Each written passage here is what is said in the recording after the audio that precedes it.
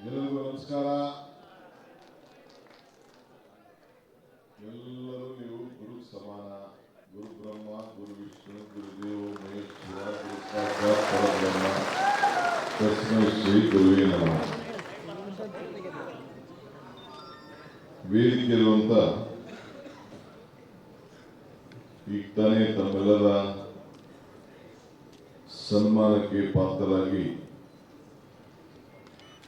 ನಿಮ್ಮ ಹೃದಯವನ್ನ ಗೆದ್ದಂತ ನನ್ನ ಮಿತ್ರ ರಾಮಿಗಾರೆಡ್ಡಿಯವರೇ,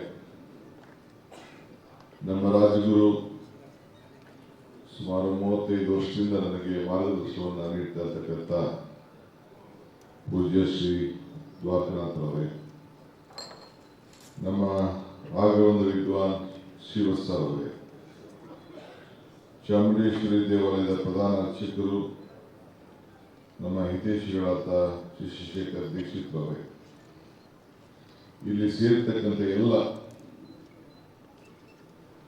ಎಲ್ಲ ಬಡ ಜನತೆಯ ಎಲ್ಲ ವರ್ಗದ ಜನರಿಗೆ ನೆಮ್ಮದಿ, ಸುಖ, ಆರೋಗ್ಯ ಎಲ್ಲ ಕೂಡ ಸಿಗಲಿ ಅಂತ ಹೇಳಿ ಭಗವಂತ ಮುಖಾಂತರ ಪ್ರಾರ್ಥನೆ ಮಾಡ್ತಾ ಇರ್ತಾ ಎಲ್ಲ ನನ್ನ ಅರ್ಚಕ ಬಂಧುಗಳೇ, ಯಾವಾಗಲೂ ಒಂದು ಮಾತು ಹೇಳ್ತಾ ಇರ್ತೀನಿ, ಅರ್ಚಕಸ್ಯ ಪ್ರಭಾವೇನ ಶಿಲಾಭೂತಿ ಶೇಖರ. ಅರ್ಚಕರ ಪ್ರಭಾವದಿಂದ ಶಿಲೆಯಲ್ಲಿ ಶಂಕರ. ಭಕ್ತನಿಗೂ ಭಗವಂತನಿಗೂ ವ್ಯವಹಾರ ಮಾಡುವಂತ ಸ್ಥಳ ದೇವಾಲಯ. ಆ ದೇವರಿಗೂ ಭಗವಂತನಿಗೂ ಮತ್ತು ಭಕ್ತನಿಗೂ ಮಧ್ಯೆ ಒಂದು ಕೊಂಡಿಯಾಗಿ ಅವನ ಭಾವನೆಯನ್ನ ಏನಿದೆ, ಅವನ ನೋವನ್ನ ಏನಿದೆ ಅಂತೇಳಿ ನಿಮ್ಮ ಮುಖಾಂತರ ಆ ದೇವರು ನಿಮಗೆ ಆ ಸ್ಥಾನವನ್ನು ಕೊಟ್ಟು ಆ ದೇವರನ್ನ ಮುಟ್ಟುವಂಥದ್ದು, ವರ್ಷೆ ಮಾಡುವಂಥದ್ದು, ಅವನ ಸುಖ ದುಃಖಗಳನ್ನ ದೇವರಿಗೆ ತಲುಪಿಸುವಂತ ಭಾಗ್ಯ ನೀವು ಕೊಟ್ಟಲ್ಲ. ಇದು ನಿಮ್ಮೆಲ್ಲರ ಭಾಗ್ಯ ಭಾಗ್ಯ ಭಾಗ್ಯ ಅಂತೇಳಿ ನಾನು ಭಾವಿಸ್ಕೊಂಡಿದ್ದೇನೆ. ಅರ್ಚಕರಿಗೆ ಜಾತಿ ಇಲ್ಲ, ಧರ್ಮಕ್ಕೆ ಬೇರೆ ಇಲ್ಲ, ಬಡವ ಶ್ರೀಮಂತ ಅನ್ನೋದು ಯಾವತ್ತೂ ಕೂಡ ವ್ಯತ್ಯಾಸ ಇಲ್ಲ. ದೇವರ ಮುಂದೆ ಎಲ್ಲರೂ ಸಮಾನರು. ಈ ಸಂದೇಶವನ್ನ ಸಾರರು ಪುರೋಹಿತರು ಎಷ್ಟು ಇದು ಕೂಡ ನಿಮ್ಮಲ್ಲಿರುವಂತಹ ಒಂದು ತಾಳ್ಮೆ, ಅಶ್ರದ್ಧೆ ಅದನ್ನು ಗಮನಿಸಿ ನೀವು ಮಾಡುವಂತ ಒಂದು ಪೂಜೆ ನೋಡಿ ಎಲ್ಲ ಭಕ್ತರು ಕೂಡ ಮೆಚ್ಚಿಕೊಂಡು ನಾನು ಇಲ್ಲಿ ಬಹಳ ಧನ್ಯನಾಗಿದ್ದೇನೆ ಅಂತ ಒಂದು ಭಾವನೆ ಆ ದೇವಸ್ಥಾನದಿಂದ ಹೊರಗಡೆ ತರಬೇಕಾದ್ರೆ ನಿಮ್ಮಲ್ಲಿರುವಂತ ಸಂಸ್ಕಾರ, ನಿಮ್ಮಲ್ಲಿರುವಂತ ಒಂದು ದೊಡ್ಡ ಸಾಂಸ್ಕೃತಿಕವಾದಂತಹ ಹಿನ್ನೆಲೆ ಅಂತ ಹೇಳಲಿಕ್ಕೆ ನನಗೆ ಬಹಳ ಸಂತೋಷ ಆಗ್ತದೆ.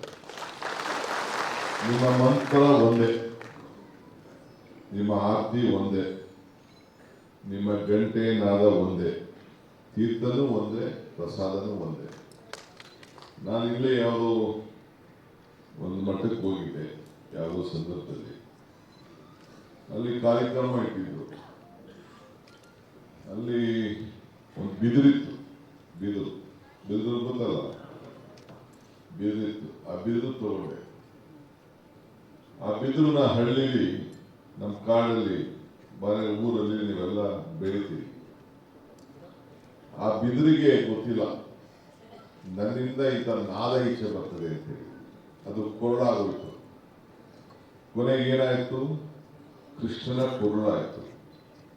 ಸೊ ಕೃಷ್ಣ ಕೊರಳಿನಿಂದ ಗೋವುಗಳಿರ್ಬೋದು, ತನ್ನ ಆತ್ಮೀಯರಿರ್ಬೋದು, ತನಗೆ ಯಾರು ಆಸೆ ಇದ್ದಂತ ಜನರನ್ನ ಆಕರ್ಷಣೆ ಮಾಡಿ ಎಳ್ಳಲಿಕ್ಕೆ ಆ ಶಕ್ತಿ ಕೃಷ್ಣ ಪರಮಾತ್ಮ ಕೂಡ ಬರೀ ಒಂದು ಆ ಬಿದರಲ್ಲಿ ಇತ್ತು,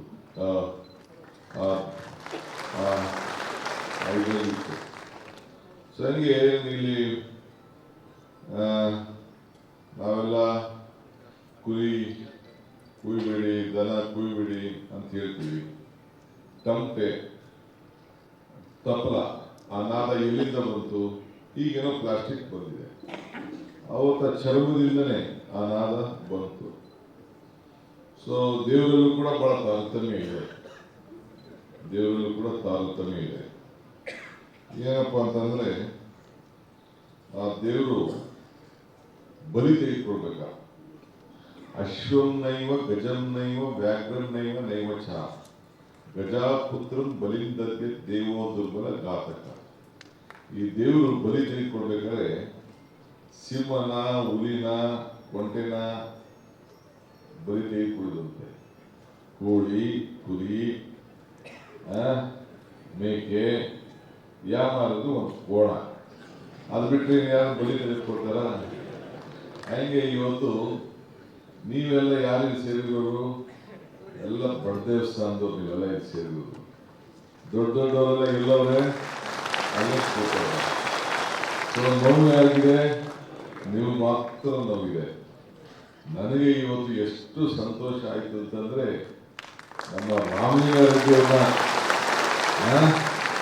ಆ ದೇವರ ಹತ್ತಿರ ಕರ್ಕೊಂಡು ಹೋಗಿ ಪೂಜನೆ ಮಾಡಿ, ನೀವು ಇಡೀ ಸರ್ಕಾರಕ್ಕೆ ಆಶೀರ್ವಾದ ಮಾಡಿ, ಈ ಸರ್ಕಾರ ಇನ್ನ 10 ವರ್ಷ ಇರಬೇಕು ಅಂತೇಳಿ ನೀವು ಪ್ರಾರ್ಥನೆ ಮಾಡ್ತೀರಿ ಅನ್ನೋ ಒಂದು ಸಂಕಲ್ಪ ಮಾಡಿದ್ರಲ್ಲ.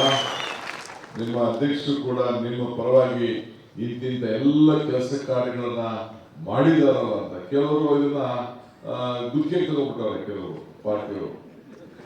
ಬಟ್ ಮಾಡಿದ್ದೇನು? ಬರೀ ಪುಟ್ಟಿ, ಬೇವಿನ ಸೊಪ್ಪು, ನಂದೇ ಬೆಳಗೋ ಪೂಜಾರಿ, ಬರೀ ಖಾಲಿ ಪ್ರಯತ್ನ, ಬರೀ ಮಾತು. ಈ ಇದನ್ನ ಹಾಕೋಬಿಟ್ರೆ, ಕೆಂಪು ಶೈಲಿ ಹಾಕೋಬಿಟ್ರೆಲ್ಲ ನಂದು ಅಂತ, ದೇವಸ್ಥಾನ ಎಲ್ಲ ನಂದು ಅಂತ, ದೇವರೆಲ್ಲ ನಮ್ಮು ಅಂತ, ಹಿಂದೂ ಎಲ್ಲ ನಮ್ಮೂರು ಅಂತ. ಎಲ್ಲಿ ಹಿಂದೂ? ನಾನು ಹಿಂದೂ ಅಲ್ವೋ? ರಾಮಲಿಂಗಾರೆಡ್ಡಿ ಹಿಂದೂ ಅಲ್ವೋ? ಸಿದ್ದರಾಮಯ್ಯ ಇಲ್ವೋ ಹಿಂದೂ? ಸಿದ್ದರಾಮಯ್ಯ ಹಿಂದೂ ಅಲ್ವೋ? ಮಲ್ಲಿಕಾರ್ಜುನ ಖರ್ಗೆ ಹಿಂದೂ ಅಲ್ವೋ? ನಾವೆಲ್ಲ ಹಿಂದೂ. ಧರ್ಮ ಅವರವರ ವೈಯಕ್ತಿಕವಾದ ವಿಚಾರ. ನೀವು ಹುಟ್ಟಬೇಕಾದ್ರೆ ನೀವು ಯಾರು ಯಾವ ಜಾತಿ ಹುಟ್ಟಬೇಕು ಅಂತ ನೀವು ಯಾರು ಕೇಳ್ಕೊಳ್ಳಿಲ್ಲ. ನಿಮ್ಮ ತಂದೆ ತಾಯಿ ಹೇಳ್ತಾರೆ ಧರ್ಮ ಬೇಡ ಅಂತ ಹೇಳ್ತಾರೆ. ಈ ಹುಟ್ಟಿದ ತಕ್ಷಣ ಮಗು ಹೇಳ್ತಾ ಇರ್ತದೆ, ಸಮಾಜ ಸುಖ ಪಡ್ತಾ ಇರ್ತದೆ. ಸಮಾಜ ಆಯ್ತು, ಆ ಮಗು ಜನ್ಮ ತಾಳ್ಕೊಳ್ತದೆ. ಆ ಮಗು ಬೆಳೆದ ತಕ್ಷಣ ನನಗೆ ಬೇಡ ನನ್ನ ಧರ್ಮ ಅಂತ ಹೇಳ್ತದೆ. ಆದರೆ ಕಿವಿ ಚುಚ್ಚಬೇಕು, ಉಡ್ದಾರ ಕಟ್ಟಬೇಕು, ನಾಮಕರಣ ಮಾಡಬೇಕು, ಅದು ಧರ್ಮ ಆಗಿರೋದು. ಆಯ್ತಪ್ಪ, ಕೊನೆಗೆ ಬೆಳೆದ ತಕ್ಷಣ ದೊಡ್ಡವನಾಗೋದ, ಯಾರನ್ನ ಪ್ರೀತಿ ಮಾಡ್ಬಿಟ್ಟ, ಲವ್ ಮ್ಯಾರೇಜ್ ಮಾಡ್ಕೊಂಡ, ಇನ್ನೊಂದು ಜಾತಿ ಮಾಡ್ಕೊಂಡ, ಇನ್ನೊಂದು ಮಾಡ್ಕೊಂಡ, ನನಗೆ ಧರ್ಮ ಬೇಡ ಅಂತೇಳಿ ಅವ್ನು ಮೊದಲು ಮಾಡ್ಕೊಳ್ಳಲ್ಲ. ಒಂದ್ ಕಡೆ ಗಂಡು ಒಂದ್ ಕಡೆ ಇರ್ತದೆ, ಹೆಣ್ಣು ಒಂದ್ ಕಡೆ ಇರ್ತದೆ. ಅವೆರಡು ಸೇರಿದ ತಕ್ಷಣ ವಧುವರ್ಲಾಗುತ್ತದೆ. ಅಕ್ಕಿ ಒಂದ್ ಕಡೆ ಇತ್ತು, ಅರ್ಶ ಒಂದ್ ಕಡೆ ಇತ್ತು. ಅವೆರಡು ಸೇರಿದ ತಕ್ಷಣ ಮಂತ್ರಾಕ್ಷಿತೆ ಆಗುತ್ತೆ.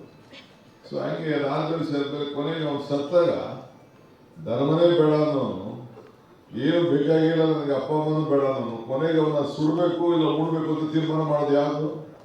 ಧರ್ಮನೇ. ತಾನೆ? ಹಂಗೆ ಧರ್ಮ ಬಿಟ್ಟು, ನಮ್ಮ ಆಚಾರ ವಿಚಾರಗಳನ್ನು ಬಿಟ್ಟು ನಾವು ಬದುಕಲಿಕ್ಕೆ ಸಾಧ್ಯ ಇಲ್ಲ. ಇವತ್ತು ನೀವು ಇಷ್ಟು ನಂಬಿಕೆ ನಮ್ಮ ಸರ್ಕಾರದ ಮೇಲೆ ವ್ಯಕ್ತಪಡಿಸ್ತಾ ಇದ್ದೀವಿ, ನಮ್ಮ ರಾಮಲಿಂಗಾರೆಡ್ಡಿ ಮೇಲೆ ಇಲ್ಲ. ಇವತ್ತು ಇತಿಹಾಸ ಪುಟದಲ್ಲಿ ಯಾರು ಕೂಡ ಇಷ್ಟು ಧಾರ್ಮಿಕವಾಗಿ ಇಂಥ ಒಂದು ನಮ್ಗೆಲ್ಲರೂ ಕೂಡ ಸೇವೆ ಮಾಡಲಿಲ್ಲ. ನಮ್ಮ ಮೌಲ್ಯಗಳನ್ನ, ನಮ್ಮ ಆಚಾರ ವಿಚಾರಗಳನ್ನ ಪ್ರತಿಪಾದನೆ ಮಾಡ್ಕೊಂಡು ಬಂದಿದ್ದಾರೆ, ನಮಗೆ ಸಹಾಯ ಮಾಡಿದ್ದಾರೆ ಅಂತೇಳಿ ನೀವು ನಿಮ್ಮೊಂದು ವಿಶ್ವಾಸ ಅವ್ರ ಮೇಲೆ ವ್ಯಕ್ತಪಡಿಸಿ. ಆಗ ನನಗೊಂದು ಮಾತು ನನಗೆ ನೆನಪಂತು. ಸರ್ವಜ್ಞರು ಮಾತಿರ್ತಾರೆ, ನಿಂಬೆಗಿನ ಹುಡಿ ಇಲ್ಲ. ನನಗೆ ಯಾರು ಬಂದ ತಕ್ಷಣ ನಿಂಬೆಹಣ್ಣು ಕೊಟ್ಟಿದೆ, ಚಿಕ್ಕವರು ಇವರು ನಿಂಬೆಹಣ್ಣು ಕೊಟ್ಟರು ನನಗೆ. ಅದು ಇಟ್ಕೊಂಡಿದೆ, ನಮ್ಮ ಹುಡುಗ ಗೋಪಿನೋಗಿ ಕೊಟ್ಟಿದ್ದಲ್ಲ. ನಿಂಬೆಗಿನ ಹುಳಿ ಇಲ್ಲ, ದುಂಬಿಗಿನ ಕರಿ ಇಲ್ಲ, ಶಂಭುಕಿನ ಅಧಿಕ ದೇವನಿಲ್ಲ. ಅಂದ್ರೆ ನಿಂಬೆಹಣ್ಣು ಇದೆಯಲ್ಲ, ಎಲ್ಲ ಹುಳಿಗಳಕ್ಕಿಂತ ಬಹಳ ಶ್ರೇಷ್ಠವಾದ ಹುಳಿ. ಮಾವಿನ ಹುಳಿ, ಹುಣಸೆ ಹುಳಿ, ದ್ರಾಕ್ಷಿ ಹುಳಿ, ಯಾವುದೇ ಹುಳಿ ಸೇರ್ಕೊಳ್ಳಿ. ಆ ನಿಂಬೆಹಣ್ಣು ಹುಳಿ ಬಹಳ ಶ್ರೇಷ್ಠವಾದಂತಹ ಹುಳಿ. ದುಂಬಿಗಿನ ಕರಿ ಅಂದ್ರೆ ಕಪ್ಪು, ಈ ಮೈಕಲ್ಲಿದೆ, ಕೂದಲಿದೆ, ನಿಮ್ಮ ಬಟ್ಟೆಲಿದೆ. ಅದು ಹಳ್ಳಿಲಿ ದುಂಬಿ ಓಡಾಡ್ತಿದ್ದಾರೆ, ಅದು ಗ್ಲಾಸ್ ಓಡಂಗೆ ಹೊಡಿತಾ ಇರ್ತದೆ, ಬಹಳ ಶ್ರೇಷ್ಠ ಅಂತ. ಶಂಭುಕಿನ ಅಧಿಕತೆ. ಶಂಭುವಲ್ಲಿ ಯಾರು? ಶಿವ. ಎಲ್ಲ ನಮ್ಮ ಹಿಂದೂ ಧರ್ಮದಲ್ಲಿ ಎಲ್ಲ ದೇವರಿಗಿಂತ ದೊಡ್ಡ ದೇವರು ಶಿವ. ಅದಾದ್ಮೇಲೆ ಏನ್ ಹೇಳ್ತಾರೆ ಸರ್ವಜ್ಞ ಅವರು ಅಂದ್ರೆ, ನಿಂಬೆಗಿನ ಹುಳಿ ಇಲ್ಲ, ದುಂಬಿಗಿನ ಕರಿ ಇಲ್ಲ, ಶಂಭುಕಿನ ಅಧಿಕ ದೇವನಿಲ್ಲ, ನಂಬಿಕೆಗಿಂತ ದೊಡ್ಡ ಗುಣ ಇಲ್ಲ ಅಂತ. ಎಲ್ಲಾ ಗುಣಗಳು ಕೂಡ ದೊಡ್ಡ ಗುಣ ಯಾವ್ದಪ್ಪ? ನಂಬಿಕೆ. ಹಂಗೆ ನೀವು ನನ್ನ ಮೇಲೆ, ನಮ್ಮ ಸರ್ಕಾರದ ಮೇಲೆ, ನನ್ನ ಸಹೋದ್ಯೋಗಿ ರಾಮಲಿಂಗಾರೆಡ್ಡಿ ಇಷ್ಟು ನಂಬಿಕೆ ಇಟ್ಕೊಂಡಿದ್ದಾರಲ್ಲ, ನಿಮ್ಮೆಲ್ಲರ ಪಾಲಿಗೆ ಈ ನಂಬಿಕೆ ಎಲ್ಲಿಗೆ ಬರಬೇಕು? ಈ ನಂಬಿಕೆ ಯಾವ ರೀತಿ ಇರಬೇಕು? ಈಗ ದ್ವಾರಕಾನಾಥ್ ಅವರು ಸುಮಾರು ವರ್ಷದಿಂದಲೇ ನನಗೆ ಹೇಳಿದ್ರು, ನೀನಪ್ಪ ನೀನು ಒಂದು ಸಣ್ಣ ಟೈಮಲ್ಲಿ ಮಂತ್ರಿ ಆಯ್ತೀಯ, ಆಮೇಲೆ ಮಾಜಿ ಆಯ್ತೀಯ, ರೆಡಿ ಆಗು, ನಿಮಗೆ ಟಿಕೆಟ್ ಸಿಗಲ್ಲ ಅನ್ನೋದು ಹೇಳ್ಬಿಟ್ಟಿದ್ರು ಅವರು. ನನ್ನ ಟಿಕೆಟೇ ಸಿಕ್ಕಿಲ್ಲ, ಮಂತ್ರಿ ಆದರೂ ಟಿಕೆಟ್ ಸಿಕ್ಕಿಲ್ಲ. ನನಗೊಂದು ನಂಬಿಕೆ ಅವ್ರ ಮೇಲೆ, ಅವರು ಮಾರ್ಗದರ್ಶನ ಕೊಡ್ತಾರೆ. ಅದೊಂದು ದೊಡ್ಡ ಪುಸ್ತಕಕ್ಕೆ ಬರೆದಿರ್ಬೋದು, ಅವ್ರು ಏನೇನು ಮಾರ್ಗದರ್ಶನ ಕೊಟ್ಟವ್ರೆ, ಏನೇನು ಹೇಳೋರು ಅಂತ. ಸೊ ಹಂಗೆ ನಿಮಗೂ ಕೂಡ ಈ ಸರ್ಕಾರದ ಮೇಲೆ ನಂಬಿಕೆ. ಈಗ ನಿಮ್ಮ ಅಧ್ಯಕ್ಷರು, ನಿಮ್ಮ ಪರವಾಗಿ ಎಲ್ಲ ಪ್ರತಿನಿಧಿಗಳು ಅವರು ಬಿತ್ತಳೆ ಕೊಟ್ಟರು, ಅವ್ರಿಗೆ ಸನ್ಮಾನ ಮಾಡಿದ್ರು. ಆ ಸನ್ಮಾನ ಅದು ಹಾರ ಇತ್ತಲ್ಲ, ಬಹಳ ಭಾರ, ಸಣ್ಣ ಅಲ್ಲ, ಈ ಹಾರ ಬಹಳ ಭಾರ, ಅದು ಇನ್ನು ಹೆಚ್ಚೇ ಜವಾಬ್ದಾರಿ ವಹಿಸ್ತದೆ. ಅಂದ್ರೆ ಇರುವಂತ ಅವಧಿಯಲ್ಲಿ ನಾನೇ ಅವ್ರಿಗೆ ಮುಜರಾಯಿ ಖಾತೆ ಕೊಟ್ಟವನು. ಅವ್ರು ಮುಜರಾಯಿ ಖಾತೆ ಕೊಟ್ಟಿಲ್ಲ, ಅವ್ರು ಹಿಂದೆ ಈಗೆಲ್ಲ ಓದಿಸುತ್ತೆ ಇಲ್ಲಿ ಆಗ್ತೀರಿ. ಬರೀ ಟ್ರಾನ್ಸ್ಪೋರ್ಟೇಷನ್ ಇತ್ತು, ಮನೇಲಿ ಹೋಗಿ ಮಾಡಿ ಪಾಪ ಸತ್ತ ದಿವಂಗತ ಸುಧಾಕರ್ಗೆ ಆ ಖಾತೆ ಕೊಟ್ಟಿತ್ತು. ನಾನೇ ಹೇಳಿ ಕೊಟ್ಟೆ, ಬಟ್ ಬಹಳ ಅಚ್ಚುಕಟ್ಟಾಗಿ ನನಗೂ ಕೂಡ ನೀವು ಹೇಳೋದಲ್ಲ, ಇಡೀ ರಾಜ್ಯದ ಉದ್ದಕ್ಕೂ ಕೂಡ ಯಾವ ದೇವಸ್ಥಾನಕ್ಕೆ ಹೋಗ್ಲಿ, ಎಲ್ಲೇ ಹೋಗ್ಲಿ, ಈ ರೀತಿ ನಮ್ಮ ಮುಜರಾಯಿ ಇಲಾಖೆಯಲ್ಲಿ ಮಾಡಿದಂಥ ಸೇವೆ, ಮಾರ್ಗದರ್ಶನ, ದೇವಸ್ಥಾನಗಳು, ಕಾನೂನುಗಳು ಇವತ್ತು ಯಾವ ಸಂದರ್ಭದಲ್ಲೂ ಕೂಡ ಮಕ್ಕಳ ವಿದ್ಯಾಭ್ಯಾಸ ಇರ್ಬೋದು, ಸತ್ತವರಿಗೆ 2 ಲಕ್ಷ ಇರ್ಬೋದು, 60 ವರ್ಷ ಆದವ್ರಿಗೆ ದೇವಸ್ಥಾನ ಒಳಗಡೆ ಪ್ರವೇಶ ಇರ್ಬೋದು, ಸುಮಾರು 12,000 ಆಸ್ತಿಗಳನ್ನ ಇವತ್ತು ಅಳತೆ ಮಾಡಿಸಿ ದಾಖಲೆ ಉಳಿಸಿದ್ದು, ಈ ಕಾಶಿ ಯಾತ್ರೆಗೆ ಉದ್ಯೋಗ ಬೇರೆ ಬೇರೆ ಯಾತ್ರೆಗೆ ಕಳಿಸ್ಕೊಡ್ಲಿಕ್ಕೆ ತೀರ್ಮಾನ ಮಾಡಿದ್ದು, ಈ ರೀತಿ ಮಾಡಿದಂಥ ಅನೇಕ ವಿಚಾರ.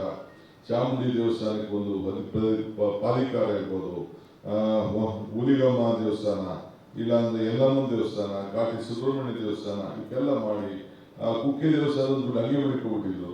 700 ಕೋಟಿ ರೂಪಾಯಿ ಅದಕ್ಕೊಂದು ಹೊಸ ರೂಪ ಕೊಡಬೇಕು ಅಂತ ಅದಕ್ಕೆ ಬಿಡುಗಡೆ ಮಾಡಿದ್ದು.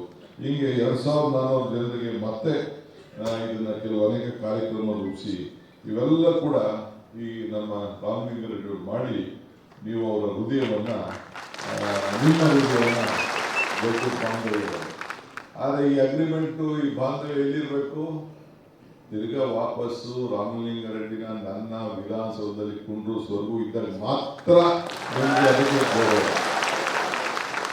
34,000 ದೇವಾಲಯ ಇದೆ. ದಿನ ನಿಮ್ಮ ಹತ್ರ 100 ಜನ ಭಕ್ತರು ಬರ್ತಾ ಇದ್ದಾರೆ. ನಾನು ಮಾತಾಡಿದ್ರೆ ನಾನು ಸ್ವಾರ್ಥಕ್ಕೆ ಮಾತಾಡ್ತೀನಿ, ನೀವು ಮಾತಾಡಿದ್ರೆ ದೇವ್ರ ಪರವಾಗಿ ಮಾತಾಡ್ತೀವಿ. ದೇವ್ರ ಮಕ್ಕಳಿದೆ, ನೀವೆಲ್ಲ ದೇವ್ರ ಮಕ್ಕಳಿರುತ್ತೆ. ಸೊ ನಿಮಗೂ ಕೂಡ ದೊಡ್ಡ ಜವಾಬ್ದಾರಿ ಇದೆ, ಈಗೇಲೋ. ಸೊ ಆಗೇನ್ ಮಾಡಬೇಕು? ಈ ಸರ್ಕಾರ ತರಬೇಕಾರೆ. ಈಗ ನಾನು ಇಲ್ಲಿ ನಮ್ಮ ದೀಕ್ಷಿತರು ಕೂತಾರೆ, ಎಲೆಕ್ಷನ್ ಮುಂಚಿತವಾಗಿ ಹೋಗಿದೆ, ಇವರು ಇದ್ರು.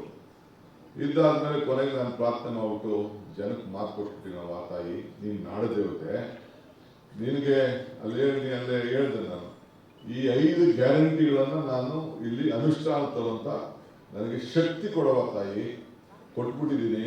ಮನೆಯಲ್ಲಿ ಬೆಳಕು ಬರಬೇಕು, ಹೆಣ್ಮಕ್ಳಿಗೆ ಕುಟುಂಬಕ್ಕೆ ಸಹಾಯ ಮಾಡಬೇಕು, ಗೃಹಲಕ್ಷ್ಮಿ ಒಂದ್ ಕಡೆ, ಗೃಹ ಜ್ಯೋತಿ ಒಂದ್ ಕಡೆ, ಅನ್ನಭಾಗ್ಯ, ನನಗೆ ಶಕ್ತಿ ಯೋಜನೆ, ಇವನ್ನೆಲ್ಲ ತಂದ್ಬಿಟ್ಟಿದ್ದೀನಿ. ಇದನ್ನ ಯುವನಿಧಿ ಅಂತ 5 ತಂದ್ಬಿಟ್ಟಿದ್ದೀನಿ, 5 ಗ್ಯಾರಂಟಿಗಳು ತಂದ್ಬಿಟ್ಟಿದ್ದೀನಿ. ಇದಕ್ಕೆ ಫಲ ಕೊಡುವಂತದ್ದು ಅಂತ ಹೇಳಿ ಆ ತಾಯಿಯಲ್ಲಿ ಹೋಗಿ ಪ್ರಾರ್ಥನೆ ಮಾಡಿ ನಮ್ಮ ಗ್ಯಾರಂಟಿ ಕಾರ್ಡ್ನ ಅಲ್ಲಿಟ್ಟೆ. ಸೊ ಈಚೆ ಬಂದ ಕೊನೆಗೆ ಆ ತಾಯಿ ನಾಡ ದೇವತೆ ಈ ರಾಜ್ಯದಲ್ಲಿ ನೀವೆಲ್ಲ ಸೇರಿ ನಮಗೆ ಸರ್ಕಾರದ ಅಧಿಕಾರ ತಂದು 136 ಸೀಟ್ ಕೊಟ್ಟು ಮಾತನ್ನ ಉಳಿಸ್ಕೊಂಡಿದೀವೋ ಇಲ್ಲೋ ಹೇಳಿ. ಆಯ್ತು, ಈಗ ಬಿಜೆಪಿ ಫ್ರೆಂಡ್ಸು ಇಲ್ಲಿ ಬಹಳ ಗೌರವ, ಬಿಜೆಪಿ ಅವ್ರ ಮೇಲೆ, ಪ್ರೈಮ್ ಮಿನಿಸ್ಟರ್ ಮೇಲೆ ಇದ್ದಾರೆ. ನಿಮ್ಮ ಅಕೌಂಟ್ಗೆ 15 ಲಕ್ಷ ಹಾಕ್ತೀವಿ ಅಂತ ಹೇಳಿದ್ರಲ್ಲ, ಹಾಕಿದಾರ? ಜನಧನ್ ಅಕೌಂಟ್ ಅಂತ ಹೇಳಿದ್ರಲ್ಲ, ಹೇಳಿದಾರ? ನಿಮ್ಮ ಆದಾಯನ ಡಬಲ್ ಮಾಡ್ತೀನಿ ಅಂತ ಹೇಳಿದ್ರೆ ಮಾಡಿದ್ರ? ಬರೀ ಮಾತು. ನಾವೇನಾದ್ರು ಮಾತು ಕೊಟ್ಟಿದ್ರೆ ಆ ಮಾತನ್ನ ಉಳಿಸ್ಕೊಳ್ಳುವಂತ ಕೆಲಸ ಇವತ್ತು ನಾವು ಮಾಡ್ಕೊಂಡು ಬಂದಿದ್ದೇವೆ. ಯುವಕರು ವಿದ್ಯಾಭ್ಯಾಸ ಇರ್ಬೋದು, ಮಕ್ಕಳ ವಿದ್ಯಾಭ್ಯಾಸ ಇರ್ಬೋದು, ಉದ್ಯೋಗದ ವಿಚಾರ ಇರ್ಬೋದು, ಇವತ್ತು ನಾನು ಬಂದ ತಕ್ಷಣ ಅಟ್ಲೀಸ್ಟ್ ಒಂದು ಪ್ರೈವೇಟ್ ಉದ್ಯೋಗಕ್ಕೋಸ್ಕರನೇ ಮಕ್ಕಳಿಗೆ ಪ್ರೈವೇಟ್ ಎಕ್ಸ್ಚೇಂಜ್ ಮಾಡಬೇಕು ಅಂತ ತೀರ್ಮಾನ ಮಾಡಿ, ಖಾಸಗಿಯವರು ಯಾರೇ ಮಾಡೋದು ಕೂಡ ಸರ್ಕಾರದ ಮುಖಾಂತರ ಅವರು ಪಿಕಪ್, ನಾವು ಮಧ್ಯದಲ್ಲಿ ಇಂಟರ್ಫಿಯರ್ ಆಗಬೇಕು. ನೀವು ಭಕ್ತರಿಗೂ ಭಗವಂತನಿಗೂ ನಿಮ್ದು ಹೆಂಗೆ ಇರ್ತೀರೋ ಹಂಗೆ ಬರೀ ನಮ್ಮ ಸರ್ಕಾರ ಮಧ್ಯ ಅಷ್ಟೇ ಅದಕ್ಕೆ ಮಾಡಬೇಕು, ಇಲ್ಲಿ ಜನರಿಗೆ ಅನುಕೂಲ ಆಗಬೇಕು ಅಂತೇಳಿ ಪ್ರಯತ್ನ ಮಾಡ್ತಾ ಇದ್ದೀವಿ. ಇವತ್ತು ಬೆಂಗಳೂರು ನಗರ ಜನಸಂಖ್ಯೆ 1,40,00,000 ಇದ್ದಾರೆ.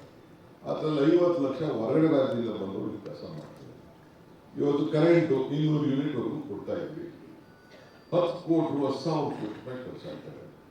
ರೈತರಿಗೆ ಫ್ರೀ ಕರೆಂಟ್ ಕೊಡ್ತಾ ಇದ್ವಿ, 20,000 ಕೋಟಿ ರೂಪಾಯಿ ಖರ್ಚಾಗ್ತದೆ. ಗೃಹಲಕ್ಷ್ಮಿ ನಿಮ್ಮ ಮನೆ ಯಜಮಾನರಿಗೆಲ್ಲ, ನಿಮ್ಮ ಮನೆ ಹೆಂಗಸರುಗಳಿಗೆಲ್ಲ ಇವತ್ತು 2,000 ರೂಪಾಯಿ ಕೊಡ್ತಾ ಇದ್ವಿ. ಎಲ್ಲ ಸುಮಾರು 1,21,00,000 ಹೆಣ್ಣು ಮಕ್ಕಳಿಗೆ ನಮ್ಮ ಮನೆ ಯಜಮಾನರಿಗೆ ಕೊಡ್ತಾ ಇದ್ವಿ. ಯಾರಿಗೆ ಅನುಕೂಲ ಆಗ್ತಾ ಇದೆ?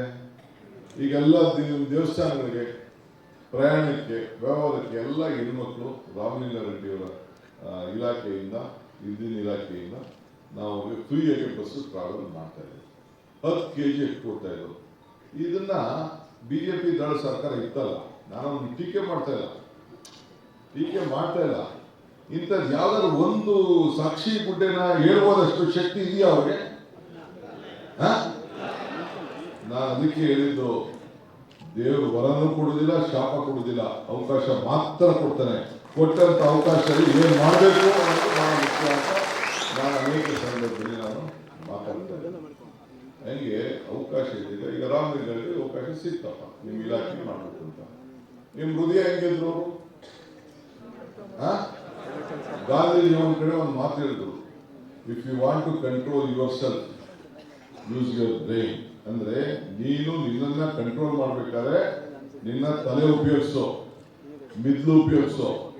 ನೀನು ಬೇರೆಯವ್ರನ್ನ ಕಂಟ್ರೋಲ್ ಮಾಡ್ಬೇಕಾದ್ರೆ ಹೃದಯ ಉಪಯೋಗಿಸು ಅಂತ. ಹಂಗೆ ಇವತ್ತು ನೀವೆಲ್ಲ ಅವರ ಹೃದಯವನ್ನ, ಅವರು ನಿಮ್ಮ ಹೃದಯವನ್ನ ಗೆದ್ದಿದ್ದಾರೆ. ಹಂಗೆ ಏನಾದ್ರು ಸಹಾಯ ಮಾಡುತ್ತಾನೆ ಸುಮ್ಮನೆ ನೀವೇನು ಹೇಳ್ತೀರಾ? ಹೇಳಲಿಕ್ಕೆ ಸಾಧ್ಯ ಇಲ್ಲ. ಆಯ್ತು, ಇದೆ ನೀವು ಸ್ವಲ್ಪ ಹಂಗೆ ನೀವು ದೇವರ ಸೇವಕರು, ನಿಮ್ಗೊಂದು ದೊಡ್ಡ ಭಾಗ್ಯ ಸಿಕ್ಕಿದೆ. ಆ ಕೆಲಸ ಇವತ್ತು ನೀವೆಲ್ಲ ಸೇರಿ ಮಾಡಿಕೊಂಡು ಬಂದಿದ್ದೀರಿ. ಸೊ ನಾವು ಕೊಟ್ಟ ಮಾತನ್ನ ಉಳಿಸ್ಕೊಂಡಿದ್ದೀವಿ. ಅದರಲ್ಲೇ ನನಗೆ ಅನುಮಾನ ಏನಿಲ್ಲ. ನಾವೇನು ಜನರಿಗೆ ಎಷ್ಟು ಕಷ್ಟ ಇದೆಯೋ, ಎಷ್ಟು ಸುಖ ಇದೆಯೋ, ದುಡ್ಡು ಏನೇನು ಮಾಡಿದ್ವಿ ನಾವು ಹೆಚ್ಚು ಕಮ್ಮಿ ಕರೆಂಟ್ ಬಿಲ್ಲು ನಿಮ್ಗೆ ಕಟ್ ಮಾಡಿದೀವಾ? 200 ಯೂನಿಟ್ವರೆಗೂ ಬರ್ತಾ ಇದೆಯೋ ಇಲ್ವೋ? ಒಂದು ತಿಂಗಳು ಹೆಚ್ಚು ಕಮ್ಮಿ ಹೆಣ್ಮಕ್ಳಿಗೂ ಬರ್ತಾ ಇದೆಯೋ ಇಲ್ವೋ? ಅದರಿಂದ ನಿಮ್ಗೆ ಎಷ್ಟು ರೂಪಾಯಿ ಆಗ್ತಾ ಇದೆ? ಬೆಲೆ ಎಲ್ಲ ಗಗನಕೊಂಡೋಯ್ತು. ಆಯ್ತೀರ ಸ್ವಲ್ಪ ಬೆಲೆ ಎಲ್ಲ ಗಗನಕೊಂಡೋಯ್ತು, ಆದಾಯ ಪಾತಾಡ್ಕೊಂಡೋಯ್ತು. ಪೆಟ್ರೋಲ್ ಡೀಸೆಲ್ ಬೆಲೆ ಎಲ್ಲ ಜಾಸ್ತಿ ಆಗೋಯ್ತು. ಇದನ್ನೆಲ್ಲ ನಾನು ಚರ್ಚೆ ಮಾಡಕ್ಕೆ ಹೋಗುದಿಲ್ಲ. ಅದರಿಂದ ಇವತ್ತು ದೇವರ ಶಕ್ತಿ ಈಗ ಧಾರ್ಮಿಕವಾಗಿ ದೇವರು ಈಗ ಧಾರ್ಮಿಕ ದತ್ತಿ ಇಲಾಖೆ ಇದೆ, ಮೈನಾರಿಟಿ ಡೆವಲಪ್ಮೆಂಟ್ಗೂ ಇದೆ, ಮುಸಲ್ಮಾನ್ ಬಾಂಧವರು ಕೂಡ ಅವ್ರದೇ ಅರ್ಜಿ ಬೇರೆ ಬೇರೆ ಮೈನಾರಿಟಿ ಇಲಾಖೆ ಇದೆ. ಅವ್ರದೆಲ್ಲ ಅರ್ಜಿ ಹಾಕೊಂಡು ಏನು ಇರಲಿಲ್ಲ, ಯಾವ ಇಲಾಖೆ ಯಾವ ದೇವರು ಏನು ಅಂತ ಅವ್ರ ಧರ್ಮ ಅವರು ಆಯ್ಕೆ ಮಾಡ್ತಾರೆ. ಕೆಲವರು ಹಿಂದೂಯಿಂದ ಕ್ರಿಶ್ಚಿಯನ್ ಹೋಗ್ತಾರೆ, ಕ್ರಿಶ್ಚಿಯನ್ ಇದಕ್ಕೆ ಹೋಗ್ತಾರೆ, ಎಲ್ಲ ಬೇರೆ ಬೇರೆ ಇವರು ಇದ್ದಾರೆ. ಅದು ಅವರ ಬಿಟ್ಟಿದ ವಿಚಾರ, ನಾವು ಯಾರನ್ನು ಬಲವಂತ ಮಾಡಕ್ಕೆ ಧರ್ಮ ಅವರ ನಂಬಿಕೆ ಮೇಲೆ ಹೋಗ್ತದೆ. ನಾನು ಹಿಂದೆ ಒಂದು ಮಾತು ಹೇಳ್ತೀನಿ, ಧರ್ಮ ಯಾವುದಾದ್ರೂ ತತ್ವ ಒಂದೇ, ಧರ್ಮ ಯಾವುದಾದರೂ ತತ್ವ ಒಂದೇ, ನಾಮ ನೂರಾದರೂ ದೈವ ಒಂದೇ, ಪೂಜೆ ಯಾವುದಾದ್ರೂ ಭಕ್ತಿ ಒಂದೇ, ಕರ್ಮ ಹಲವಾದರೂ ನಿಷ್ಠೆ ಒಂದೇ, ದೇವನೊಬ್ಬ ನಾಮ ಅಲ್ವ. ತಾನೇ ಆಕಾಶಂ ಪರಿತತ್ವೋಯಂ ಯಥಾ ವ್ಯಕ್ತಿ ಸಾಗರ ಸರ್ವದೇವ ನಮಸ್ಕಾರ ಕೇಶವಗತಿ. ಕೊನೆಗೆ ಎಲ್ಲಿಗೆ ಹೋಯ್ತದೆ ನೀರು? ಎಲ್ಲಿಂದ ಬಂದ್ರು ಸಮುದ್ರಕ್ಕೆ ಹೋಗ್ಬೇಕಾದ್ರೆ. ಹಂಗೆ ನೀವೆಲ್ಲ ಮಾಡುವಂತ ಪ್ರಾರ್ಥನೆ ಎಲ್ಲಿಗೆ ಹೋಗ್ಬೇಕು? ರಾಜ್ಯಕ್ಕೆ ಹೋಗ್ಬೇಕು, ಸರ್ಕಾರಕ್ಕೆ ಹೋಗ್ಬೇಕು, ಜನ ನೆಮ್ಮದಿ ಇರಬೇಕು, ಮಳೆ ಬರಬೇಕು, ಶಾಂತಿ ಇರಬೇಕು. ಏನ್ ಪ್ರಾರ್ಥನೆ ಮಾಡ್ತಾರೆ? ಮನೆಗೆ ಬಂದು ದೇವಸ್ಥಾನಕ್ಕೆ ಬಂದು ನನಗೆ ಆರೋಗ್ಯ ಕೊಡ್ಲಿ, ನನ್ನ ಮಕ್ಕಳಿಗೆ ವಿದ್ಯಾಭ್ಯಾಸ ಕೊಡ್ಲಿ, ನನ್ನ ಮನೆ ಕಟ್ಕೊಡ್ಲಿ, ನನ್ನ ಮಕ್ಕಳು ಚೆನ್ನಾಗಿ ಕೊಡ್ಕೊಳ್ಳಿ, ಐಶ್ವರ್ಯ ಸಿಕ್ಲಿ, ನೆಮ್ಮದಿ ಸಿಕ್ಲಿ. ಇಟ್ಬಿಟ್ಟು ನಾನು ಕೇಳ್ತಾರ ಅವರು? ಅಷ್ಟಕ್ಕೆ ತಾನೇ ನೀವು ಇಬ್ಬರು ಏಜೆಂಟು, ದೇವ್ರಿಗೂ ನಿಮ್ಗೆ ಇರುವಂಥ ಸಂಬಂಧ. ಸೊ ಹಂಗೆ ನೀವು ಇಂಥ ಮುಂದಕ್ಕೆ ಈ ಸರ್ಕಾರ ಬರಬೇಕಾದ್ರೆ ನೀವು ಏಜೆಂಟ್ ಆಗಿ ಕೆಲಸ ಮಾಡಿದ್ರೆ ಮಾತ್ರ ಈ ದೇವರಿಗೂ ನಾವು ಜನರು ಏನು ನೋಡ್ತೀವಿ, ಜನರು ನಾವು ಕಾಣೋದೇನು, ಜನರ ಸೇವೆ ಜನಾರ್ದನ ಸೇವೆ, ಮಾನವನ ಸೇವೆ ಮಾಧವನ ಸೇವೆ. ನಾವು ಮಾಡ್ತಾ ಇರೋದು ಈ ಗ್ಯಾರಂಟಿ ಕೊಟ್ಟು ನಿಮ್ಗೆಲ್ಲ ಸರ್ವಿಸ್ ಮಾಡ್ತಾರೆ ಯಾರಿಗೋಸ್ಕರ? ಜನ ಒಳ್ಳೇದಿರಲಿ ಅಂತ ತಾನೆ. ಹಂಗೆ ಈಗ ನೀವು ನಮ್ಗೆ ಮಾಡ್ಬೇಕಲ್ಲ. ಏನ್ರಿ ಅಧ್ಯಕ್ಷರೇ, ಈಗ ಅಗ್ರಿಮೆಂಟು ಕರೆಕ್ಟಾಗಿ ಆಯ್ತಾ? ಈಗ 50-60 ಸಾವಿರ ಜನ ಸೇರಿಸಿ ಮಾಡ್ತೀವಿ ಅಂತ. ಯಾಕಂದ್ರೆ ಕರೆಕ್ಟ್, ಯಾಕಂದ್ರೆ ಮಾತು ಇದು ನಾನು ಹೇಳ್ತೆ. ಈಗ ರಾಮಲಿಂಗಾರೆಡ್ಡಿ ಅವರು ನಮ್ಮ ಸರ್ಕಾರ, ಯಾವ ಸರ್ಕಾರ? ಕಾಂಗ್ರೆಸ್ ಸರ್ಕಾರ. ನಾವು ಮೊದಲಿಂದ ಇತಿಹಾಸ ಇದೆ. ನನಗೇನು ಬೇರೆ ಪಾರ್ಟಿಯವ್ರ ಬಗ್ಗೆ ನಮಗೇನು ಟೀಕೆ ಇಲ್ಲ. ಬಟ್ ಅವಕಾಶ ಸಿಕ್ಕಿದಾಗ ಏನು ಮಾಡಿದ್ರು ಅಂತ ಬಹಳ ಮುಖ್ಯ ಅಷ್ಟೇ. ನಂಬಿಕೆ ಹೇಗೆ ವ್ಯಕ್ತಪಡಿಸೋದು ಅಂತ ಮುಖ್ಯ. ಈಗ ಅವರೇನಾದ್ರು ಒಂದು ಏನಾದ್ರು ಮಾಡಿದ್ರೆ ನಿಮ್ಗೆ ಅವರ ಅವಧಿಯಲ್ಲಿ ಏನಾದ್ರು ಒಂದು ನಿಮಗೆ ಸಾಕ್ಷಿ ಗುಡ್ಡೆ ಬಿಟ್ಟು ಹೋಗಿದ್ರೆ ನಿಮ್ಮ ಬದುಕಿನಲ್ಲಿ ಏನಾದ್ರು ಬದಲಾವಣೆ ನಾವೇನು ಕ್ವಶನ್ ಮಾಡ್ತಿರ್ಲಿಲ್ಲ. ನಾವು ಕೂಲಿ ಕೇಳ್ತೇವೆ ನಿಮ್ಮ ಹತ್ರ, ಕೂಲಿ ಕೂಲಿ, ಬೇರೆ ಏನಿಲ್ಲ. ನೀವೇ ನಿಮ್ಗೂ 50-60 ವರ್ಷ ನಿಮ್ಗೂ ಅನುಭವ ಇದೆ. 40 ವರ್ಷದಿಂದ ದೇವ್ರ ಮುಂದೆ ನಿಂತಿದ್ದೀವಿ. ನಿಮ್ಗೆ ಏನಾದ್ರು ಮಾಡಿದ್ರೆ ಮಾಡಿ, ಏನು ತೊಂದರೆ ಇಲ್ಲ. ಬರೀ ಬಟ್ಟೆ ಹಾಕೊಂಡ ತಕ್ಷಣ ರಾಮ ರಾಮ ರಾಮ ಅಂದ ತಕ್ಷಣ ಆಯ್ತಾ? ಆಯ್ತು, ಈಗ ಪಾಪ ಆಯ್ತು, ಎಲ್ಲರೂ ನಾವೆಲ್ಲ ಇಟ್ಕೆ ದೇವರು ದುಡ್ಡು ಕಾಸು ಎಲ್ಲ ಕೊಟ್ಟು ಏನಾಯ್ತು? ಮರ್ಯಾದೆ ಹೋಗ್ಬೇಕು ನಮಗೆ. ಹೋಯ್ತಾ ಇಲ್ಲ? ಎಲ್ಲ ಶಿಖರಿಗೂ ಹೊಂಟೋಯ್ತಾ ಇಲ್ಲ? ಯಾರು ಮಾಡಿದ ತಪ್ಪಿಗೆ ತಿರ್ತೀನಿ ನಾವು ಸ್ವಲ್ಪ ಹೆಚ್ಚು ಕಮ್ಮಿ ಆಯ್ತು ಅಂತ ಕೂತ್ಕೊಳ್ಳಿ.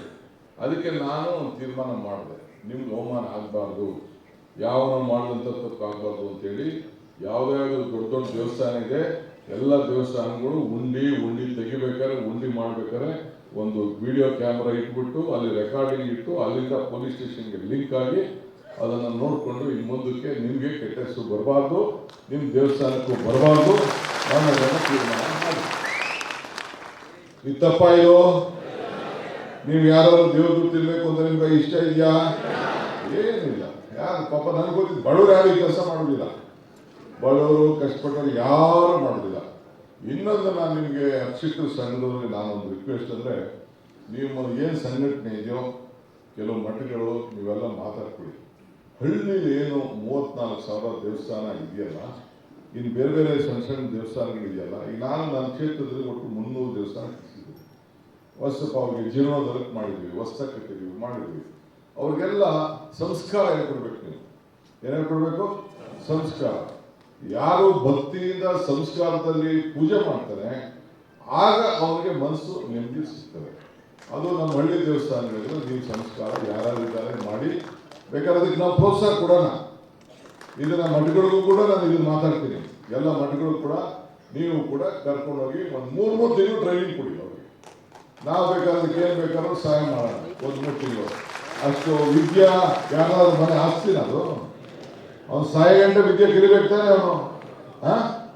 ಕೊನೆಗೆ 100 ಗಂಟೆ ವಿದ್ಯೆ ಕಲಿಬೇಕಂದ್ರೆ ನಿಮ್ಮ ಹತ್ರ ಇರೋ ವಿದ್ಯೆ ದಾನ ಮಾಡ್ಬೇಕಲ್ಲ, ನೀವು ಸಂಸ್ಕಾರ ಮಾಡ್ಬೇಕಲ್ಲ, ಗೊತ್ತಾಗ್ಬೇಕಲ್ಲ ಯಾವ ರೀತಿ ಮಾಡಬೇಕು, ಏನು ಮಾಡಬೇಕು ಅಂತ. ಈಗ ನಮ್ಮ ದಕ್ಷಿಣದಲ್ಲಿ ಎಲ್ಲರೂ ಪುರೋಹಿತರು ಯಾರು ದೇವ್ರ ಮುಟ್ಟಕ್ಕೆ ಬಿಡುದಿಲ್ಲ, ಲಿಂಗ ಮುಟ್ಟಕ್ಕೆ ಬಿಡುದಿಲ್ಲ. ಇಲ್ಲ ಇನ್ನೊಂದು ಮಾಡೋದು ನೀವೇ ಮಾಡಬೇಕು. ಅದೇ ಉತ್ತರ ಕರ್ನಾಟಕದಲ್ಲಿ, ಉತ್ತರ ಭಾರತದಲ್ಲಿ ಅದು ಬೇರೆ ಪದ್ಧತಿ ಇದೆ. ಪ್ಯಾಂಟು ಶರ್ಟು ಹಾಕೊಂಡು ಎಲ್ಲ ಮಾಡ್ತಾ ಇದ್ದು. ನಾನು ಅದ್ರ ಬಗ್ಗೆ ಚರ್ಚೆ ಮಾಡಕ್ಕೆ ಹೋಗುದಿಲ್ಲ. ಆದರೆ ಇದ್ರ ಬಗ್ಗೆ ಕೂಡ ನೀವು ಬೇರೆ ನಮ್ಮ ಹಳ್ಳಿ ದೇವಸ್ಥಾನದಲ್ಲಿ ಆವತ್ತಿನ ಕಾಲದಲ್ಲಿ ಬಂಗಾರಪ್ಪನವರು ಕೂಡ ಆರಾಧನಾ ಸ್ಕೀಮ್ ಅಂತ ಮಾಡಿ ಆವತ್ತಿನ ಕಾಲದಲ್ಲಿ ಹಳ್ಳಿರೋ ಸಣ್ಣ ಸಣ್ಣ ದೇವಸ್ಥಾನಕ್ಕೆ ಸುಣ್ಣ ಬಣ್ಣ ಹೊಡ್ಕೊಳ್ಳಿ ಅಂತೇಳಿ ಆ ಒಂದು ಮಾಡಿ ಒಂದು 10,000 ರೂಪಾಯಿ ಪ್ರಾರಂಭ ಮಾಡೋದು. ಈಗ ಲಕ್ಷಗಟ್ಟಲೆ ಆಗಿದೆ. ನಾನು ಕೇಳಿದೆ ರಾಮಲಿಂಗರಿಗೆ ಎಷ್ಟು ದುಡ್ಡಿದೆ, ಏನು ಮಾಡಬೇಕು ಮುಂದಕ್ಕೆ ಅಂತೇಳಿ. ನಾನು ಕೂತ್ಕೊಂಡು ಮುಂದಕ್ಕೆ ಆ ವಿಚಾರಗಳನ್ನು ಅವ್ರ ಹತ್ರ ಚರ್ಚೆ ಮಾಡಿಬಿಟ್ಟು ಏನೇನು ಮಾಡ್ಲಿಕ್ಕೆ ಆಗ್ತದೋ ಅದನ್ನು ನೋಡ್ತೇನೆ. ನಿಮ್ಮ ಬೇಡಿಕೆ ಕೂಡ ಏನು ಕೊಟ್ಟಿದ್ದೀರಿ ಅದನ್ನು ಕೂಡ ಅವ್ರ ಹತ್ರ ಕೂಡ ಪರಿಶೀಲನೆ ಮಾಡ್ತೀನಿ. ಅವ್ರ ಖಾತೆ ನೀವು ಕೇಳಿದ್ರಿ, ಈಗ ದೊಡ್ಡ ಖಾತೆ, ಅದು ಖಾತೆ ಏನು ಭಾಳ ಕಷ್ಟ, ದುಡ್ಡಿಲ್ಲ ಇರಿಗೇಷನಲ್ಲಿ, ಅವ್ರಿಗೆ ದೊಡ್ಡ ಸಮಸ್ಯೆ ಇದೆ. ಬಟ್ ಅವ್ರಿಗೆ ನಾವು ಕೊಟ್ಬಿಟ್ಟಿದ್ದೀವಿ. ನನಗೆ ಬೆಂಗಳೂರು ಕೊಡಬೇಕು ಅಂತ ಇತ್ತು ಅವ್ರಿಗೆ ಆಸೆ. ಏನೋ ನಮ್ಮ ಪಕ್ಷ ತೀರ್ಮಾನ ಮಾಡ್ತು. ಬೇರೆ ಯಾವುದೋ ಒಂದು ಖಾತೆ ಕೇಳಿ ಇದನ್ನು ಕೇಳಿದ್ರು ಕೊಡಕ್ಕೆ ರೆಡಿ ಇದ್ದೀನಿ. ಅದು ನೀವು ಅವರಿಗೂ ಕೂತ್ಕೊಂಡು ಮಾತಾಡಿ. ಬಟ್ ಇರಿಗೇಷನು ಭಾಳ ದೊಡ್ಡ ಇದನ್ನ ಸಮಸ್ಯೆ ನೋಡ್ತಾ ಇದ್ದೀರಲ್ಲ, ಅಲ್ಲಿ ತುಂಗಭದ್ರಾ ಸಮಸ್ಯೆ, ಕೃಷ್ಣಾ ಸಮಸ್ಯೆ, ಇನ್ನೊಂದು ಕಡೆ ಸಮಸ್ಯೆ, ಕಾವೇರಿ ಸಮಸ್ಯೆ ಇವೆಲ್ಲ ಕೂಡ ಇದೆ, ಹ್ಯಾಂಡಲ್ ಮಾಡೋದು ಅಷ್ಟು. ಆಮೇಲೆ ಎಲ್ಲ MLAಗಳು ಮೇಲೆ ಬರ್ತಾರೆ. ಸುಮಾರು ಯಡಿಯೂರಪ್ಪನ ಕಾಲದಲ್ಲಿ 1.25 ಲಕ್ಷ ಕೋಟಿ ರೂಪಾಯಿ ಕೆಲಸ ಕೊಟ್ಬಿಟ್ಟವ್ರೆ. ಈಗ ನನಗೆ ಡಿಪಾರ್ಟ್ಮೆಂಟಲ್ಲಿ 16,000 ಕೋಟಿ 16,000 ಕೋಟಿ ಸಂಬಳ ಕೊಡಬೇಕು, ಕೆಲಸ ಕೊಡಬೇಕು. ಲ್ಯಾಂಡ್ ಅಕ್ವಿಷನ್ ಈಗ ಕೃಷ್ಣ ಮೇಲ್ದಂಡೆ ಯೋಜನೆಗೆ 70,000 ಕೊಡಬೇಕು. ಬೇಕಾದ ಸಮಸ್ಯೆ ಇದೆ, ಅವ್ರಿಗೂ ಸಮಸ್ಯೆ ಇದೆ. ಅದನ್ನು ಇನ್ನೂ ಸ್ವಲ್ಪ ಈಗ ಹ್ಯಾಂಡಲ್ ಮಾಡ್ತೀನಿ ಅಂತ ಹೇಳ್ತಾ ಇದ್ದಾರೆ. ಅದನ್ನು ನೋಡೋಣ. ನೀವು ಹೇಳಿರೋ ವಿಚಾರ ನಾನು ಪ್ರೈವೇಟಾಗಿ ಮಾತಾಡಿ ತೀರ್ಮಾನ ಮಾಡ್ತೀನಿ. ಸೊ ಹಂಗೆ ಈ ಸಂದರ್ಭದಲ್ಲಿ ತಾವೆಲ್ಲ ಇಲ್ಲಿ ಏನಿದ್ದೀರಿ ಬಹುಶಃ ಭಾಳ ಒಳ್ಳೆ ಬದ್ಧವಾಗಿದ್ದೀರಿ. ಮುಂದಕ್ಕೆ ನಿಮ್ಮ ಅಧ್ಯಕ್ಷರಿದ್ದಾರೆ, ಇನ್ನೊಂದು ದೊಡ್ಡ ಸಮಾರಂಭ ಐತಿಹಾಸಿಕವಾದ ಕಾರ್ಯಕ್ರಮ ಮಾಡ್ತೀವಿ ಅಂತೇಳಿ ನೀವು ಚಿಂತೆ ಮಾಡೋಕ್ಕೆ ಹೋಗ್ಬೇಡಿ. ಇದು ನಮಗೂ ನಿಮಗೂ ನಾವು ಜನರ ಸೇವೆ ಮಾಡ್ತಾ ಇರೋದು. ನನಗೂ ಕೂಡ ನನಗೆ ಬೇರೆ ಯಾವ ಧರ್ಮದಲ್ಲಿ ದ್ವೇಷ ಮಾಡುವಂಥ ಯಾವ್ದಾದ್ರು ಧರ್ಮದಲ್ಲಿ ಹೇಳ್ತಾರ, ಯಾವ ಧರ್ಮದಲ್ಲೂ ನೀವು ಯಾರನ್ನೂ ದ್ವೇಷ ಮಾಡೋದು ಹೇಳೋದಿಲ್ಲ. ನಾವು ವಿವಿಧ ರೀತಿಯಲ್ಲಿ ರಾಮನೂ ಪೂಜೆ ಮಾಡ್ತೀವಿ, ಕೃಷ್ಣನ ಪೂಜೆ ಮಾಡ್ತೀವಿ, ಶಿವನನ್ನು ಮಾಡ್ತೀವಿ, ನರಸಿಂಹನ್ನು ಮಾಡ್ತೀವಿ, ಎಲ್ಲರೂ ಮಾಡ್ತೀವಿ. ಎಲ್ಲ ದೇವರನ್ನು ಕೂಡ ವಿವಿಧ ರೀತಿಯಲ್ಲಿ ಅವನ ತಾಂಡವ ಆಡ್ತಾ ಇರ್ತಾನೆ. ಬೇಕಾದಷ್ಟು ಹೆಸರನ್ನ ಗಣೇಶನಿಗೆ ಸಿಕ್ಕಿರ್ತೀವಿ, ವಿನಾಯಕರಿಗೆ ಒಂದು 100 ಹೆಸರು ಇಟ್ಕೊಂಡು ನಾವು ಕರಿತೀವಿ. ಅಂಥ ಸಂದರ್ಭದಲ್ಲಿ ಶಿವನ 100 ಹೆಸರು ಇಟ್ಕೊಂಡು ನಾವು ಕರಿತೀವಿ. ಆಯ್ತಾ? ಹಿಂಗಿರೋಂಥ ಸಂದರ್ಭದಲ್ಲಿ ಬೇಕಾದಷ್ಟು ನಾವು ಎಲ್ಲರೂ ಕೂಡ ಒಟ್ಟಿರ್ತೀವಿ. ಅಂದರೆ ದೇವರು ಕೊನೆಗೆ ಒಬ್ಬನೇ ಅನ್ನೋದು ಕೂಡ ನಾವೆಲ್ಲ ಎಲ್ಲ ಧರ್ಮದವರು ಇಟ್ಕೊಂಡಿದ್ದೇವೆ. ಸೊ ಅದರಿಂದ ಎಲ್ಲರೂ ಒಳ್ಳೇದಾಗಲಿ ಅಂತೇಳಿ ಬಯಸೋಣ. ಈ ಸರ್ಕಾರ DK ಶಿವಕುಮಾರ್ ಸರ್ಕಾರ ಅಲ್ಲ, ಈ ಸರ್ಕಾರ ನಿಮ್ಮ ಸರ್ಕಾರ. ಈ ಸರ್ಕಾರನ ನಿಮ್ಮ ಮನೆ ಕುಟುಂಬ ಯಾವ ರೀತಿ ಕಾಪಾಡ್ತೀರೋ, ನಿಮ್ಮ ಮನೆ ಹೆಂಗೆ ಕಾಪಾಡ್ತೀರೋ, ನಿಮ್ಮ ಮಠ ಹೆಂಗೆ ಕಾಪಾಡ್ತೀರೋ, ನಿಮ್ಮ ದೇವಸ್ಥಾನ ಹೆಂಗೆ ಕಾಪಾಡ್ತೀರೋ ಆ ರೀತಿ ಕಾಪಾಡಬೇಕು. ನಾವು ನೀವು ಎಲ್ಲ ಸೇರಿ ಒಂದು ಕುಟುಂಬದಂತೆ ಟೀಮ್ ಕರ್ನಾಟಕ. ಆ ದೃಷ್ಟಿಯಲ್ಲಿ ನಾವೆಲ್ಲ ಕೆಲಸ ಮಾಡೋಣ. ನಿಮ್ಮ ಆಶೀರ್ವಾದ ನಮ್ಮ ಮೇಲೆ ಯಾವಾಗಲೂ ಇರಲಿ. ನಾವು ಕೂಡ ನಿಮಗೋಸ್ಕರ ಸೇವೆ ಮಾಡಲಿಕ್ಕೆ ಸದಾ ಇದ್ದೇವೆ. ನೀವು ಜನರ ನೆಮ್ಮದಿ, ಅವರ ಬದುಕಿನಲ್ಲಿ ಶಾಂತಿ ಮೂಡಿಸಲಿಕ್ಕೆ ಹಗಲು ರಾತ್ರಿ ನೀವೆಲ್ಲ ಸೇರಿ ಪ್ರಯತ್ನವನ್ನು ಮಾಡ್ತಾ ಇದ್ದೀವಿ. ಸೊ ಅದರಿಂದ ನಿಮಗೆ ಆದಂಥ ಒಂದು ದೊಡ್ಡ ಒಂದು ಸ್ಥಾನಮಾನ ಈ ಸಮಾಜದಲ್ಲಿ ಗುರುಗಳಿಗೆ, ವಿದ್ಯಾ ಕಲಿಸ್ಕೊಡುವಂಥ ಗುರುಗಳಿಗೆ ಮತ್ತು ದೇವರ ಮುಖಾಂತರ ಎಲ್ಲರೂ ಕೂಡ ನೆಮ್ಮದಿ ಕೊಡುವಂಥ ಒಂದು ಭಾಗ್ಯ ಸಿಕ್ಕಿದೆ. ಈ ಪುರೋಹಿತತ್ವ ಏನು ನಿಮಗೆ ಸಿಕ್ಕಿದೆ, ಇದು ನಿಜವಾಗಲೂ ನಿಮಗೆ ಒಂದು ದೊಡ್ಡ ಭಾಗ್ಯ. ನಾನು ಆಗಾಗ ಒಂದು ಮಾತು ಗೋವಿಂದದಾಸರು ಒಂದು ಮಾತು ಹೇಳ್ತಾ ಇದ್ದೇನೆ, ಇದು ಭಾಗ್ಯವಯ್ಯ ಪದ್ಮನಾಭನ ಪಾದ ಭಜನೆ ಪರಮ ಸುಖವಯ್ಯ ಆಗ್ತದೆ. ಹಂಗೆ ಇವತ್ತು ನಿಮಗೆ ಇಂಥ ಒಂದು ಸಿಕ್ಕಿರೋದು ನಿಮ್ಮ ಭಾಗ್ಯ. ನಿಮ್ಮನ್ನು ಭೇಟಿ ಮಾಡಿ ನಿಮ್ಮ ಆಶೀರ್ವಾದ ಪಡಿತಾ ಇರೋದು ನಮ್ಮ ಭಾಗ್ಯ ಇದೆ. ಅದರಿಂದ ನಾನು ನಿಮ್ಮನ್ನೆಲ್ಲ ಒಟ್ಟು ತೀರ್ಕೊಳ್ಳುವಂಥ ಕೆಲಸ ಮಾಡ್ತೀನಿ. ಈ ಸಂದೇಶ ಹಳ್ಳಿಗೆ ಹೋಗ್ಬೇಕು, ಈ ಸಂದೇಶ ಜನರಿಗೆ ಹೋಗ್ಬೇಕು, ಈ ಸಂದೇಶ ಬದಲಾವಣೆ ಆಗಬೇಕು. 136 ಸೀಟ್ ಬಂದು ನೆಕ್ಸ್ಟ್ 150 ಸೀಟ್ ಬರಲಿಕ್ಕೆ ನೀವೆಲ್ಲ ಆಶೀರ್ವಾದ ಮಾಡಬೇಕು ಅಂತೇಳಿ ಪ್ರಾರ್ಥಿಸಿ ನನ್ನ ಮಾತು ಮುಗಿಸ್ತೇನೆ. ಎಲ್ಲರಿಗೂ ನಮಸ್ಕಾರ.